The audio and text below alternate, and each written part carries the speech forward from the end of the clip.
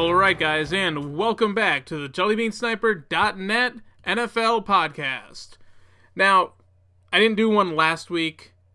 I didn't really see the need to, because there were only 2 games, I didn't have a lot to talk about, and also in the midst of when I would have been recording is when the whole Deflategate thing came out. I don't want to talk about Deflategate, though. This is all I'm going to say about it. It did not affect that game. The Patriots were winning 17-7 at halftime. They found the balls before halftime. They re-examined them. They were playing with fully legal, inspected balls for the second half and outscored the Colts 28-0. So, deflation, it doesn't matter. Now, on a long-term basis, have they been doing it every single time? Potentially. But I think this is the same thing as Spygate, where it was just everyone was doing it. Well, I don't want to say everyone. It's sort of like everyone says in baseball, everyone was doing PEDs back in the day. It's not true, but a lot of people were. So it didn't quite give them as much of an advantage competitively as it might be made out to be.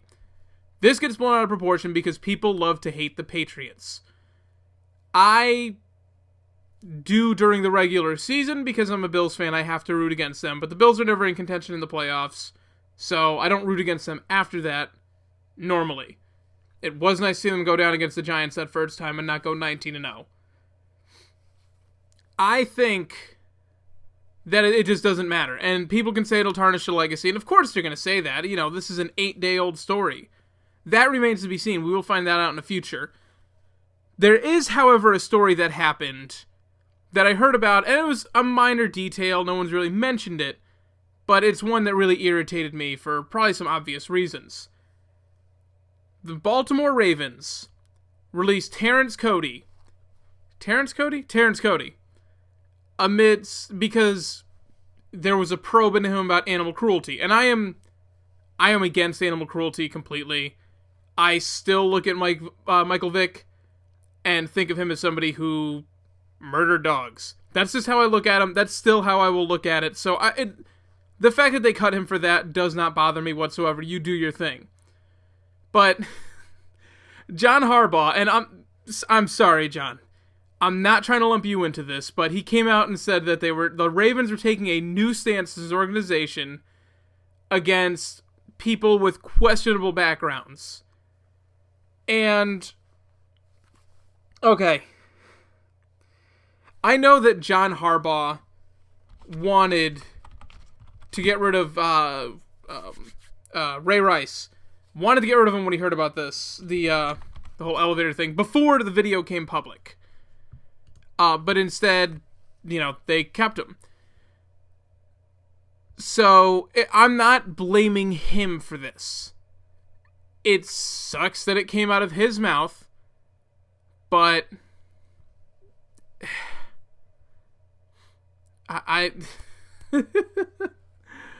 it's just hilarious to me.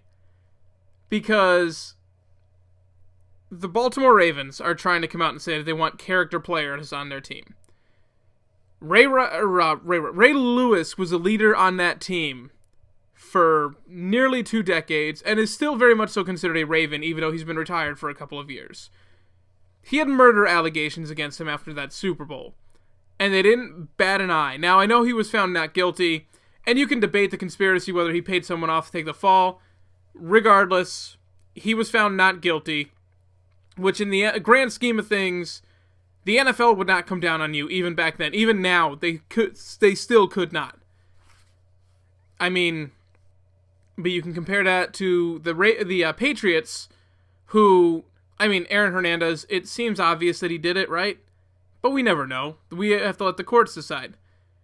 The Patriots just caught whiff of that story and cut him. They were just, nope, we're going to eat the money, you're gone, you're done. Goodbye. So the Ravens keep Ray Lewis after all of that. And then another one of their leading linebackers, Terrell Suggs, let's see, 2003, charged with felony aggravated assault. I don't know if that was before or after he was drafted, I can't tell. He was acquitted of those charges later on. Whatever. 2009, domestic abuse allegations. Apparently, he threw a soap dispenser at his girlfriend's head. Struck her in the chest with his hand and held a bottle of bleach over her and their 1-year-old son. Okay. That's bad. But then, in 2012, he was accused of punching and dragging his girlfriend beside his car while his 2 children were inside. He literally did exactly what Ray Rice did without video. And Terrell Suggs is still on the team. And then Ray Rice knocks his girlfriend out in the elevator, admits to it, even though there were no formal charges ever placed. He admitted to it. He is guilty of that. He doesn't deny it. He did it. And they tried to cover it up. They had the tape the entire time. But it was one of those, I'm assuming it had to be one of those wink wink nudge nudge deals with Roger Goodell. And it's the only way he never found that tape, because obviously he didn't look for it. The report came out. He didn't look for it. He wasn't actively trying to figure this out. He didn't deny anything that was coming in, but he never really sought anything outside of that. So he never looked for the tape that his good buddy had the whole time. You cover up for Ray Rice, and only when the video goes public do you release him. And you get egg on your face, the ESPN report comes out, which the Ravens never actually disputed. They never disputed this report. At any point, they tried to say, oh, well, they fudged, certain timelines, but they never actually came out and said, no, you're wrong, we never saw the tape. Like, they didn't deny any of it. They were just trying to argue the fine details and nitpick, as opposed to being like, oh, you're completely way off. So, the ESPN report is true. And was it Wells? Was the Wells report, was this one? Came out and said Goodell did not look for the evidence. They're saying he did not see the tape. They can't place that call from the woman, apparently, who called and confirmed they got the tape. That one was always kind of sketchy to me, whatever. But it always astounded me that you could not find the tape from the casino. Like, it seems like you'd have to try. I feel like a local police department around here could very well find the casino tape. I really feel like somebody here, one of my local police officers, could find a casino elevator tape. And Roger Goodell couldn't. And that just told me that he did not look very hard for it. But all of that aside, he didn't look for it because he was trying to cover for his buddy Steve Bisciotti. So all of these players, and there's probably other ones, but these are just the 3 that come to mind. They get covered up for. And then Terrence Cody, they're just investigated. He's not arrested. He's not indicted. Nothing. They haven't pressed charges. They just are looking into animal cruelty. Which, again, I think is bad. But murder? Knocking out your children's mother in front of them and dragging her back into the car? Knocking out your girlfriend, or fiance, in the elevator? Knocking her, just cold cocking her. And then she whacks her head on the railing. He's lucky she's not dead. Those players get to stay. Terrence Cody gets cut for this. I'm not going to give the Ravens credit for this because there's a couple factors in this. Number one, he's the 3rd string nose tackle. He is a backup. He is damn near a practice squad player. Now, he started his rookie year, but he was terrible. They found a replacement for him. He's been sitting on the bench. I think he only played like 1 snap this past season. So that already doesn't mean anything. But he's a free agent in 20 days. Or whenever the new league year starts. Like, his contract was almost up. He was going to be a free agent. They're not playing right now. They've just released him of his contract, which they could have easily just not re-signed him. So you're not making a statement by... You're not... That's sort of like having a 2-liter of soda. You've drank most of it. There's like half a cup left in the bottom and saying, oh, well, I'm going to quit drinking, I'm going to quit drinking soda. What?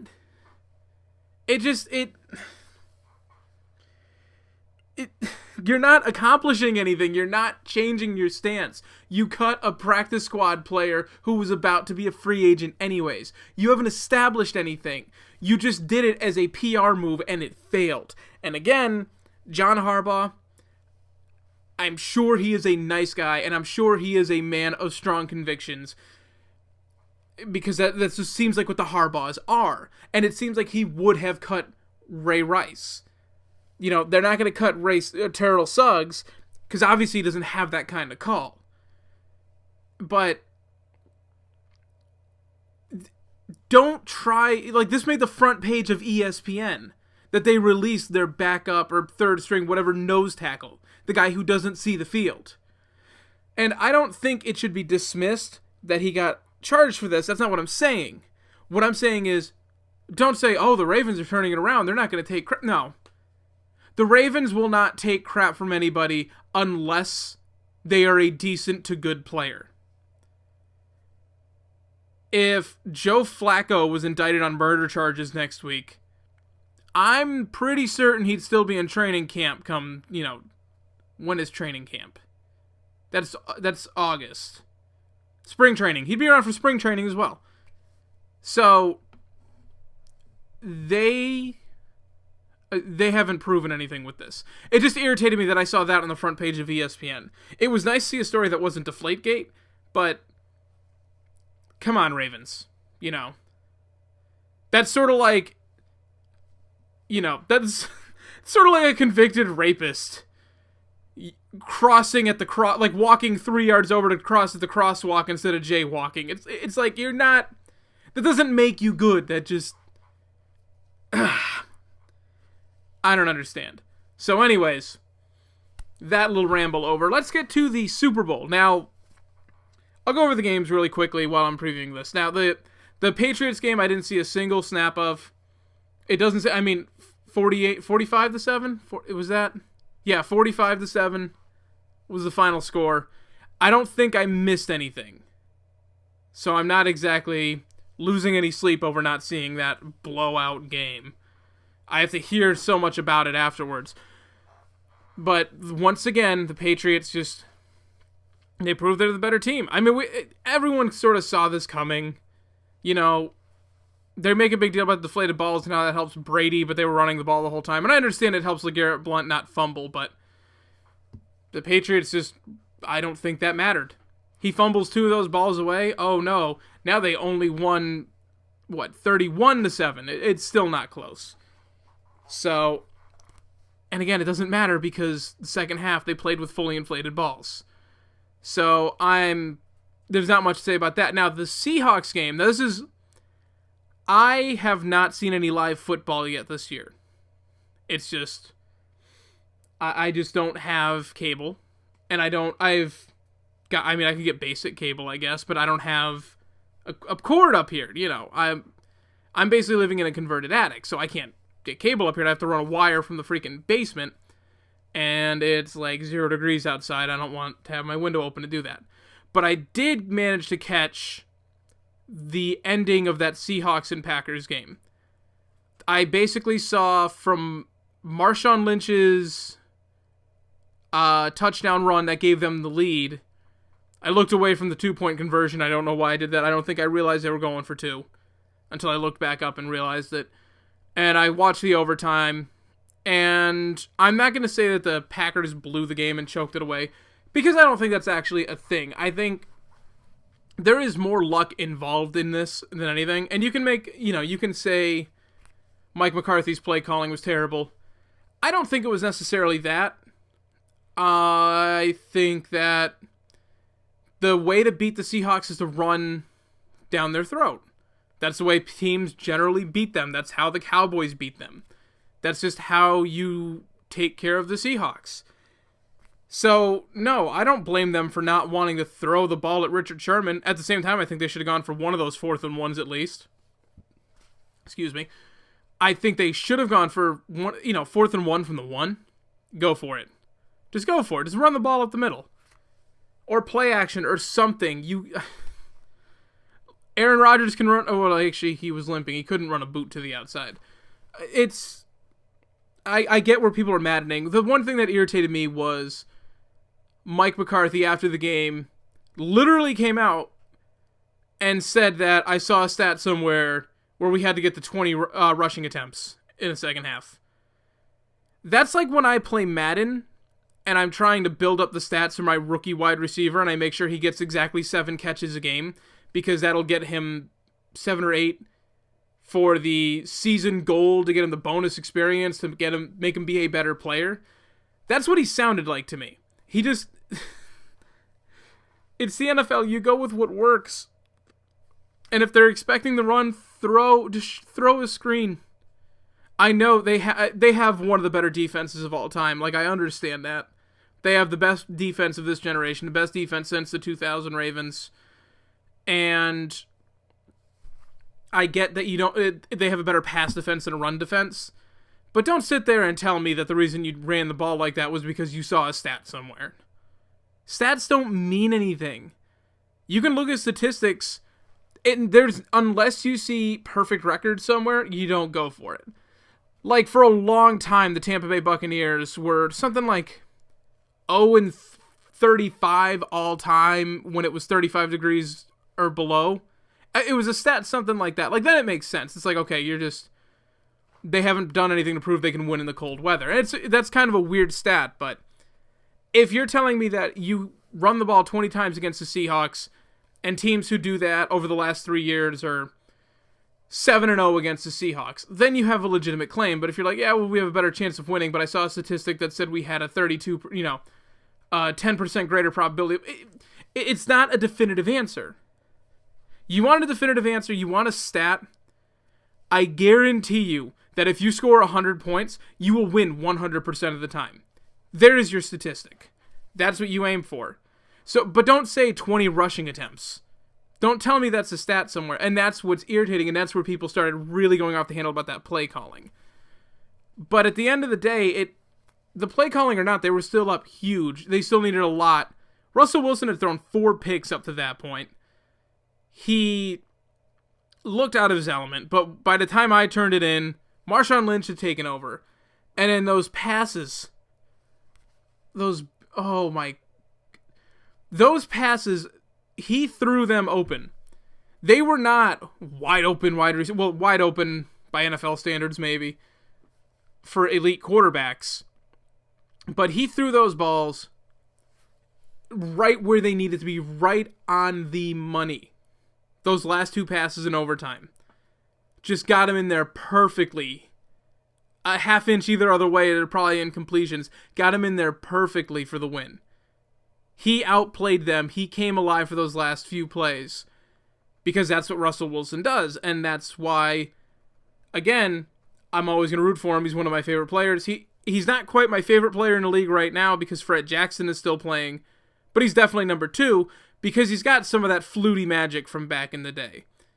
It's like, you don't know why they work so well. You look at Russell Wilson, and he's running around like a maniac, but he knows exactly what he's doing. None of it's on accident. Like, Colin Kaepernick rolls out, has no idea what he's doing. Michael Vick is just trying to shoot down the field. Russell Wilson has a plan, and he's still reading the play as he runs out, and that's what makes him dangerous, because he can do that. He can roll out, and if he sees the cornerback bite on that and run up to try and tackle him, he's got a wide open receiver and just throws it right over the top. He can sit in the pocket and throw the ball. He can run. He doesn't have a lot of stats because they're a run-based offense, but don't say that he doesn't have to do as much. Tom Brady didn't have to do as much. He won his was the second and third or just the third Super Bowl when they had Corey Dillon run for 1,600 yards in a season, and they won with a dominant defense. Tom Brady's stats through his first 3 seasons, he actually had worse stats, basically overall, than Russell Wilson did. Russell Wilson does not have to do that much, but when he has to, he can do it. And that's what makes him dangerous. So, no one should be surprised they came from behind because they've got a very dangerous, very cool and confident quarterback. And that's what makes this Super Bowl matchup intriguing. And this is where, now I said before that before the, at the beginning of the postseason, I picked Patriots Seahawks in the Super Bowl, and I picked the Patriots to win it. I don't know who's going to win. I don't know who's going to win. And I don't even know, honestly, who I'm rooting for at this point. I don't think I have a rooting interest. I thought I was going to be rooting for the Patriots, but this whole week is going on, and I'm interested. This is the first Super Bowl I can think of in quite a long time where I thought this could be big in deciding a franchise, how they will be remembered. Because for the Patriots, yes, they already have 3 rings, but it's been a decade since they won the last one. It's been 10 years. And Brady, how many more runs is he going to have? How many more runs is he going to have? How long is he going to be in New England? Because I hate to say it, I wouldn't be 100% surprised if this was his last game as a New England Patriot. And a lot of people are going to say blasphemy. That's how the Patriots work. If they see something in Tom Brady where they say, yeah, you're almost done. You're going to start to decline next year. We're going to cut you now. That's what the Patriots do. And I don't know what kind of allegiance Belichick would have towards Brady, but I think people just hope that's what's going to happen. But I also think Brady's going to try and play until he's 45. So eventually he's going to play somewhere else. I think that's where we're going.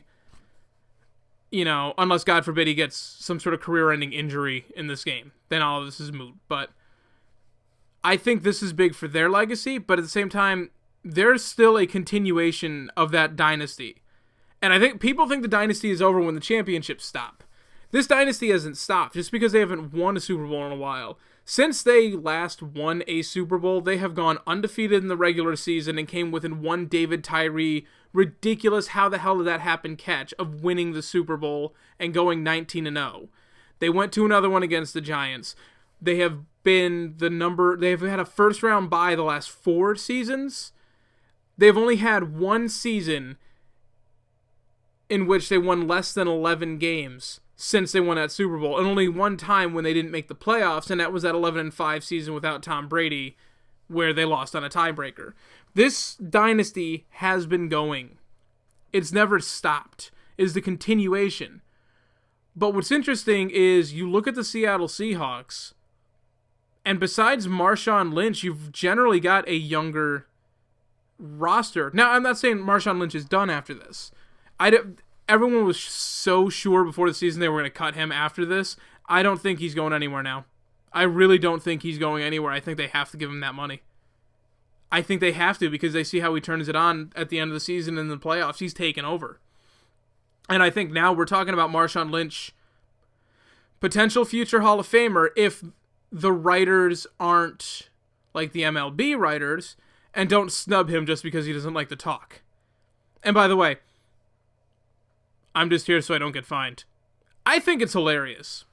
I do. As somebody who also has social anxiety, I think it's hilarious. I don't understand why I don't understand why they can't just get him an exemption from having to speak to the media. Because I don't think anyone wants to talk to him anymore anyways. He makes the headlines now, but it's so ridiculous. I feel like they should grant, if he's legitimately, can come with a therapist or a psychiatrist note and say, look, I have social anxiety. I am extremely uncomfortable. I'm breaking out in hives underneath, my clothes. If he can come to them and say that, they should be able to give him an exemption. I know a lot of people will try and do it, but but we're talking about Marshawn Lynch, potential future Hall of Famer. If they win this Super Bowl, potential future Hall of Fame. He is so close that I think if he wins the Super Bowl here, you're talking about a dominant 5-year stretch for a running back. That's enough to put you in the Hall of Fame in my book. A lot of people think that you have to have these long careers. You really don't. Kurt Warner is on the ballot tomorrow. I'm filming this early Thursday morning. This will be going up Friday afternoon. So tomorrow will be the Hall of Fame. They will vote on who's going in. Kurt Warner is on the ballot right now. Kurt Warner realistically had 4 good years and then maybe 5 good years. And then a couple, he was a backup for a while. He got benched for Eli Manning. He was supposed to get benched for Matt Leinart.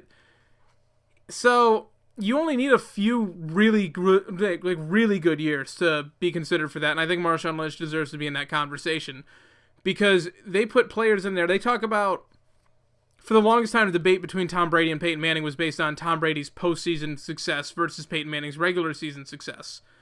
Marshawn Lynch is really good in the regular season, but he turns it on in the playoffs. He had that earthquake-causing run against the Saints a few years ago when they were 7-9 and beat the Saints in what was turned out to be a stunning upset, but turned out to just be the introduction of the 12th man. To the rest of the world. I'm sure they knew about the 12th man, but to the rest of the world, to us, that was the introduction of the 12th man. He took over in the playoffs last year. He really turned out, basically after that run, he sort of took over the league. It was lived up to that potential that made the Bills draft him in the first round and really made that trade look dumb. I will tell you this much, that trade did not look dumb at the time. I thought he was a bum. As soon as I saw he got hurt that last year in Buffalo, or not even, no, it was the year before. He got hurt, Fred Jackson came on, Fred Jackson was really good. I told one of my buddies who was also a Bills fan, I said, Fred Jackson's going to be starting next season over Marshawn Lynch. He didn't believe me, and then Fred Jackson was starting over him.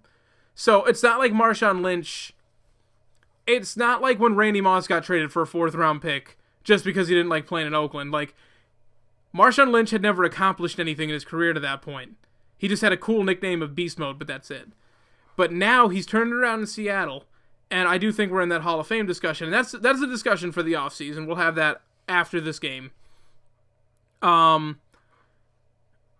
other players, and it's funny this is a debate because it's another guy who, even on a short-term career, we should be talking about him going to the Hall of Fame, is Rob Gronkowski. And he's just the best tight end of all time.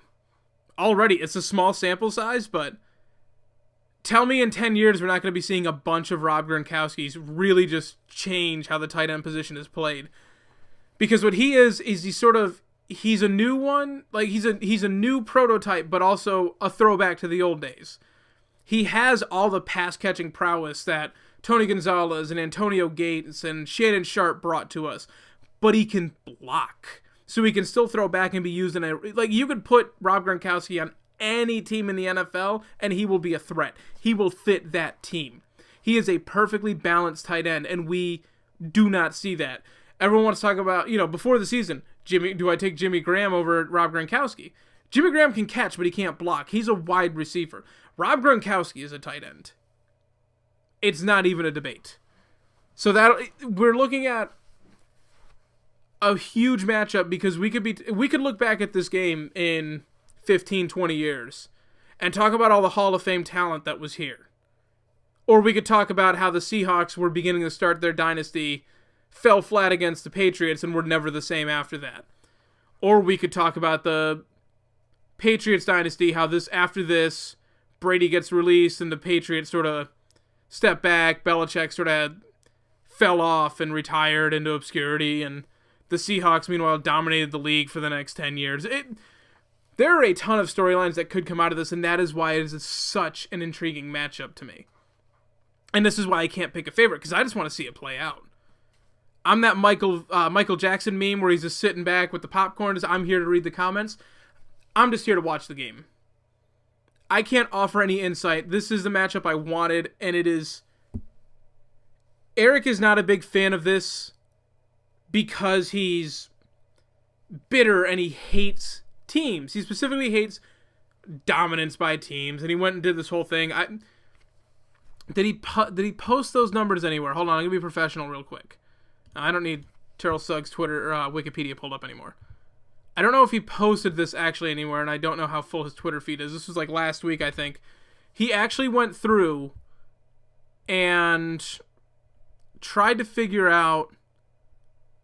He had some sort of formula going where he could figure out who...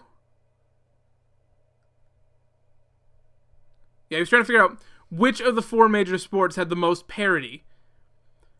Not just based on the champions, but based on playoffs and who makes it year after year. So you see the Patriots winning 14 of the last 16 AFC East titles. And That makes them lose points. So the fact that the Seahawks, 2 straight Super Bowls now, okay, let's see. I mean, he said it's... Okay, I'm trying... I wish he had just done like a Tumblr post on this. I found the tweets. He started going to the NBA and then never actually followed up, so I don't know if it's... But he wants to see extreme parity. Like, he doesn't want to see the same teams in the playoffs year after year. And the problem is we are in a quarterback-driven league, and I know people are sick of hearing that, but think about who we're constantly seeing. We are seeing the Steelers, who have have Ben Roethlisberger. You see the Packers now all the time because of Aaron Rodgers. You see the Patriots. You see the Colts and the Broncos, both of which were because of Peyton Manning and now Andrew Luck. You're going to see the Seahawks for a while. You thought you were going to see the 49ers for a while, but Kaepernick fell off. Like, it is entirely run by the quarterback.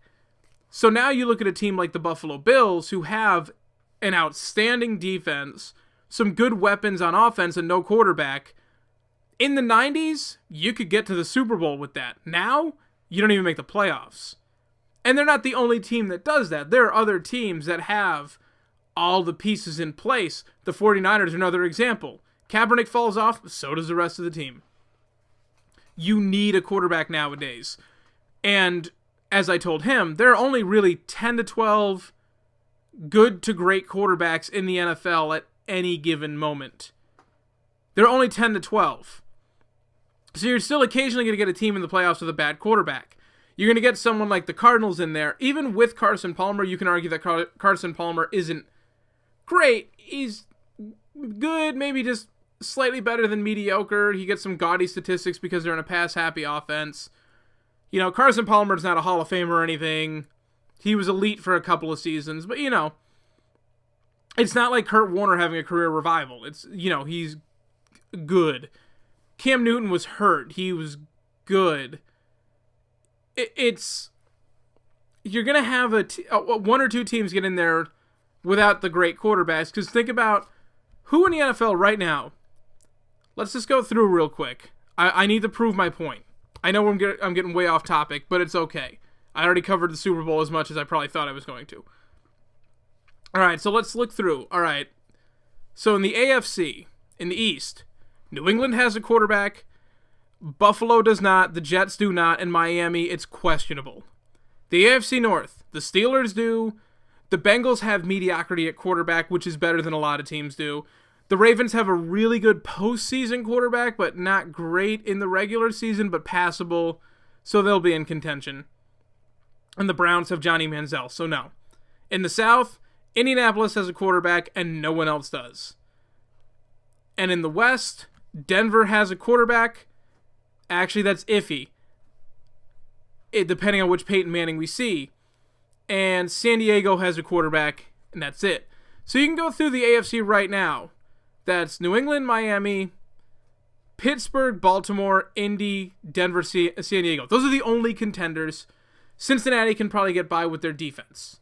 Those are the only contenders year after year. But then you see a team like Buffalo goes 9-7, Kansas City goes 9-7, Houston goes 9-7, even with mediocre quarterback play. And don't tell me Alex Smith is a good quarterback. He couldn't complete a pass to one of his wide receivers for touchdown the entire season. That has never historically happened before until now. So, and as bad as their quarterback or as their wide receivers may be, that's still no excuse. And if you go to the NFC, the Cowboys have a good quarterback. The Giants have a good quarterback. Yes, the Giants have a good quarterback. The Eagles do not. The Redskins definitely do not. In the NFC North, Green Bay has the best quarterback. And nobody else really does. Jay Cutler is Jay Cutler. Matthew Stafford is going to be Jay Cutler in 5 years. And Teddy Bridgewater, it's too early to tell. Same thing with the Raiders. It's just too early to tell. It is not too early to tell on Johnny Manziel, though. He's a bum. And I'm fearful for Blake Bortles in Jacksonville. In the NFC South, Carolina has Cam. He's good. He's not great. He's good. New Orleans has Drew Brees, Hall of Famer. I think he was hurt this year. Atlanta has Matt Ryan. Great. You know, Tampa Bay, nobody. And then the NFC West. Seattle, Russell Wilson, perfect. Arizona, no. San Francisco, remains to be seen. Let's see if this is an outlier or if this is going to be the trend. And St. Louis does not. At least not one who stays healthy long enough. So, Dallas, the Giants, Green Bay, Seattle, and then those are the, New Orleans and Atlanta are the contenders. Carolina, I'm still on the... It's weird with Cam. I still have no idea what the hell we're thinking of him. Because he's so hot and cold. He could end up being another Jay Cutler situation, too. But at least he's not Vince Young, so that's important. So, really, you can eliminate half of the NFL right now to not being able to contend. And that's including eliminating some teams like the Bengals and the Panthers and the Lions who made the playoffs. Oh, and Arizona. Like, they made the playoffs because their teams were so good on the other side. But they are not in the Super Bowl. You need a quarterback, and there are not enough good quarterbacks to come around. So you're looking at next year, you're going to see another similar playoff format unless something drastic happens. I mean, I think the NFC South, I think it'll be a little more competitive. I don't think Carolina is going to win 3 straight. I think Atlanta stands a good chance to win that division because I think they were a better team and I think Atlanta had the worst coach in the division, and I'm not a big fan of Lovie Smith. But I still think Mike Smith was the worst coach in that division. Dallas, I can see them kind of dropping off now that they have to play a first-place schedule. Detroit, you never trust Jim Caldwell. Arizona could fall off because who the hell knows who's playing quarterback next year. There's no quarterbacks to be had this season. If New England did go through... I'm only saying it because there is a chance. If New England released Tom Brady after the Super Bowl to save money on the cap because they thought he was almost done, that could shift the landscape of whichever team signed him. If a team like Buffalo gets their hands on him, Buffalo goes into the conversation of not only winning the AFC East, but playing for a 1 seed because of that defense, and now they got that missing piece they think they were missing. It doesn't matter that the Bills also need an offensive line, but that's the conversation that would happen. But Tom Brady goes to the New York Jets, and I don't think it ends nearly as well, even though I think they're going to have a very good coach. I don't think they're going to be dominant. I think they could be. But if you take Tom Brady and throw him, put the other 31 teams at a dartboard and throw the dart, whatever team it lands on, he'll make them a playoff contender. That's how important a quarterback is nowadays. Unfortunately, depending on how the team is built, you might end up with a Colts situation where Peyton Manning was dominant all his time, but then you got to the playoffs and you realize he didn't really have... He had good pieces around him. He had, in the beginning, Edgerrin James and Marvin Harrison, and then eventually Reggie Wayne on offense with a good offensive line. And in the defense, you're like, oh, he's got Dwight Freeney, and he's got Raheem Brock, and he's got, Robert Mathis later on. And you think, and Bob Sanders, and you think he's got all these pieces, but he really had 4 good defensive players and then 7 terrible ones. And a terrible kicker when they had Vanderjack. And there was a lot to left to be desired. They did not really play team football. So, I mean, he got his ring. That's more than Marino can say. But, you need a quarterback, and I don't see it changing next year. There's going to be parity. You do not see the same 12 teams make the playoffs 2 years in a row. There's going to be some parity. I'm not going to sit here and make predictions on who it's going to be because the coaching changes aren't all settled yet. We still have to see. I mean, Philadelphia is a good bet to make the playoffs next year by with not making it this year. The NFC South could shuffle completely. You never know. Arizona could fall out, and San Francisco could jump in. Buffalo could be contending if they can figure out something at quarterback. The Bengals could finally fall off. Denver could fall off, depending on how that plays out. So you never know what could happen. There's going to be some parity, but you're still going to see a lot of these teams in contention, if not in the playoffs, yet again next year. And if these two teams, if the Seahawks and the Patriots are similarly built for next season, say New England manages to bring Darrelle Revis back, and the Seahawks don't release Marshawn Lynch, this could be a repeat Super Bowl next year. As much as Eric will hate it, this could be a repeat Super Bowl next year because they have 2 of the top 4 or 5 quarterbacks in the NFL. I'm putting Aaron Rodgers as the best. I know a lot of people are. I'm probably putting Tom Brady number 2, Andrew Luck 3, and Russell Wilson 4, if I'm ranking them right now. So 2 of the top 4 quarterbacks in the league right now are playing in this. And you could argue that Russell Wilson should go up higher on the list. And if you want to give Tom Brady a Lifetime Achievement Award, then he goes to number 1. But that argument can be made, so we could be looking at this for a long time. So if you want some parity, somebody needs to reinvent this game again. We need to not be so pass happy, because running backs no longer have value. Adrian Peterson runs all over people, including his own children. Sorry, I didn't mean to make that joke out loud. Adrian Peterson can run all over people, and it doesn't matter, because the Vikings aren't going to make the playoffs. You can have DeMarco Murray on the Cowboys, and they make the playoffs because they have a well-balanced offense. They rely on the running game, but Tony Romo can sling that ball they want. And if they have a good defense, they're a number 1 seed. And they're getting some pieces back next year that'll be interesting to watch. So, Houston has Arian Foster. They didn't make the playoffs. Kansas City had Jamal Charles. They didn't make the playoffs. Who does New England have? They picked up the Steelers' backup.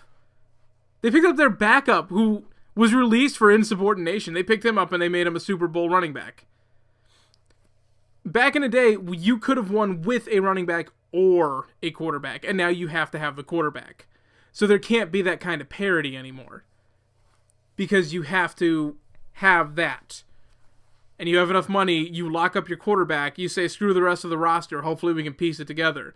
And then the guys who are smart, the guys like Belichick, the guys like Dan Schneider, they can piece together undrafted free agents, 4th round, 5th round, 6th round picks, and put together a roster and fill the pieces that they need around the core components. Seattle, the Legion of Boom is locked up long term. They're not breaking up. They got a few more years there. And getting rid of Percy Harvin, Russell Wilson's not going anywhere, and they can still afford Marshawn. So you could still be looking at another 3 years of Seattle keeping this core roster intact. And that's a scary thought. And then they're smart enough, I'm sure they can find another running back. They're built similarly to how... No, they're built slightly better than the Patriots were built. The Patriots they relied more on their linebackers than their defensive backs. But they didn't have a running back that good. But they also didn't have pass catchers. They had Troy Brown and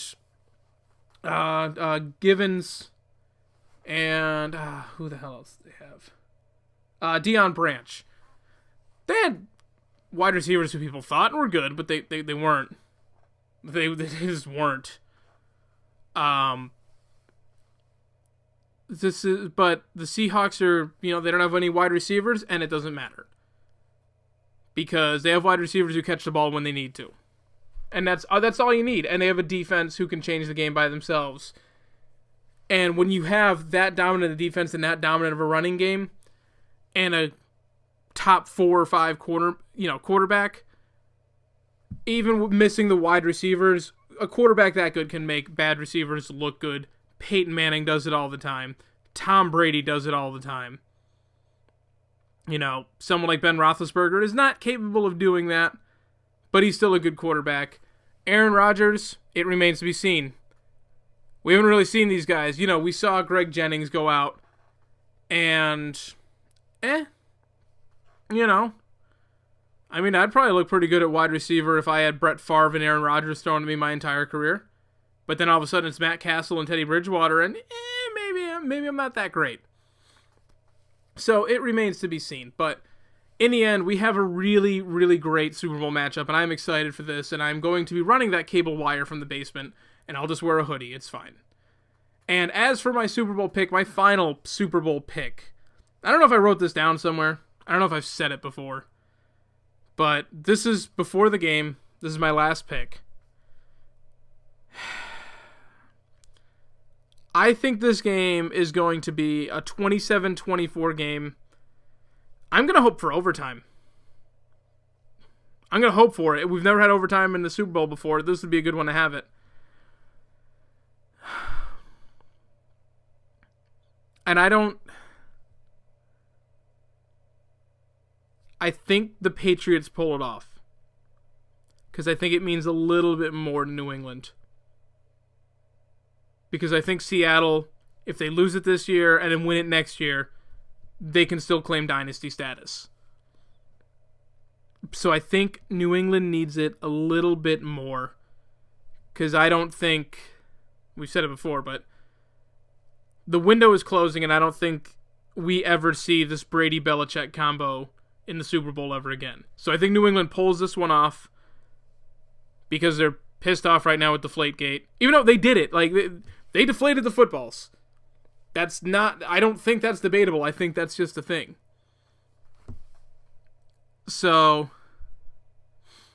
I think the Patriots, I think they take care of it. But I'm hoping for a good game. I'm hoping it's not like 7-0 going into the fourth quarter, and then that's when it gets good. Because that's usually what these two teams do.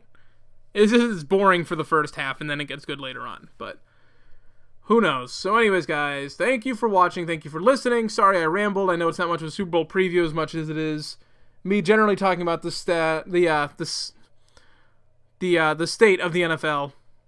But, you know, I only have so much to talk about. I have 2 games to go over, one of which I didn't want to talk about, and the other one you've heard about it to death, and in a Super Bowl to preview.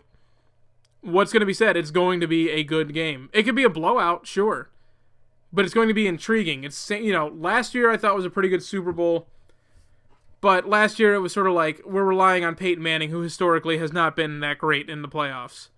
We just thought he would be, and we thought, you know, I thought they were going to win the Super Bowl this year, and I didn't think it was going to be close. And instead we got 2 teams who we know will always come and play hard, and I think Seattle got a wake-up call last week, and I think New England's got the chip on their shoulder from Deflategate. So I think this could be an intriguing matchup. So yeah, I'm looking forward to the game, and I will talk to you guys next week when we go over this, and we'll go over a couple other things. We'll take a look at what free agency might bring, who might be released. We'll see how it all goes. So thank you guys for listening, and I will talk to you guys next time.